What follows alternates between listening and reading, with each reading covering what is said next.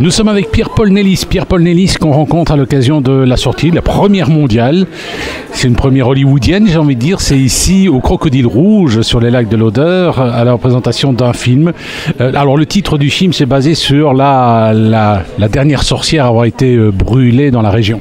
Oui, c'est la dernière sorcière qui a été brûlée évidemment au XVIIe siècle, vers 1650.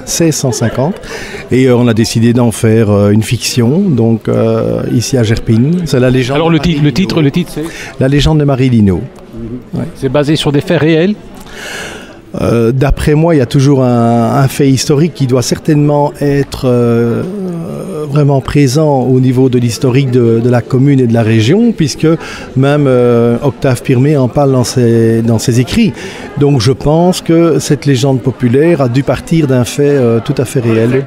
Nous sommes avec Pierre-Paul Nellis, qui est écrivain. Il a eu la chance d'écrire le scénario du film La légende de Marie Lino, qui est présenté ici en exclusivité mondiale au Crocodile Rouge sur les lacs de l'Odeur. Pourquoi avoir choisi cette présentation au Crocodile Rouge? Mais d'abord parce qu'on a été accueillis généreusement et gracieusement, ce qui est super chouette. On a une vraie salle de cinéma.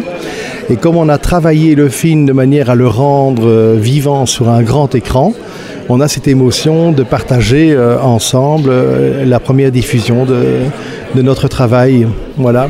Ça ne va pas en rester là, ça ne va pas rester qu'au Crocodile Rouge. Est-ce que c'est... On va essayer de le faire vivre. Ce n'est pas toujours évident parce que les gens sont assez, je dirais, réticents au fait que c'est un travail d'auteur et le fait aussi que nous sommes totalement inconnus dans le métier de l'audiovisuel. Voilà. Nous sommes avec Steve Jenkin. Vous êtes Steve, le réalisateur du film La légende de Marie Lino, d'après un roman et un scénario de Pierre-Paul Nellis. Alors comment a démarré cette aventure ? Une rencontre improbable lors d'une exposition, un défi avec Pierre-Paul Nellis qui me dit est-ce que ça t'intéresse vis-à-vis de mon travail photographique, est-ce que ça t'intéresse de toucher au cinéma ? C'est vrai que je ne le cache à personne que j'avais envie d'appuyer sur un autre bouton qui est juste à côté du bouton record et je prends le défi à main levée et on crée La légende de Marie Lino. Marie Lino, dernière sorcière à avoir été brûlée. Quelles ont été les difficultés techniques ? Le départ, c'est qu'on n'a pas de fonds financiers, donc c'est un film qui est fait sur fonds propres, donc avec un strict minimum légal de matériel. Et plus on a avancé, plus on s'est rendu compte que la technique ne nous permettait pas d'avancer, justement, donc investissement personnel. Et aujourd'hui, nous sommes à avant-première d'un film réalisé. Nous sommes avec Steve Jenkin, qui est réalisateur du film La légende de Marie Lino. Alors, Steve, votre carrière cinématographique, est-ce qu'il y a eu d'autres films avant ? Du tout. Je suis photographe à la base et le défi était justement de réaliser un premier long métrage en sortant de la photographie et d'arriver dans le monde du cinéma. Et ça fait comment la transition ? Mais par rapport à mon travail photographique qui s'approchait déjà en slideshow, mon travail photographique je travaillais déjà sur le slideshow, donc ça se rapprochait du cinéma et Pierre-Paul Nellis, comme je dis tout le monde vulgairement, m'a mis un gros coup de pied au cul et m'a permis d'arriver dans le cinéma. Alors c'est un film qui fait pratiquement 1h30, c'est un long métrage. 1h09 exactement. C'est des gens à moyen métrage. Est-ce qu'il y a une autre aventure qui est en préparation ? Une suite sûrement. Et beaucoup de contacts actuellement par rapport au succès de Marie Lino qui est à l'avant-première aujourd'hui, mais l'engouement des gens étant tel que oui, forcément il y aura sûrement une suite. On peut imaginer une présentation au centre culturel de Gerpine ou même dans une des salles cinématographiques de Charleroi, ils sont assez ouverts quand même. Oui, je pense que suivant l'organisation aujourd'hui, je pense qu'il y aura beaucoup de retours.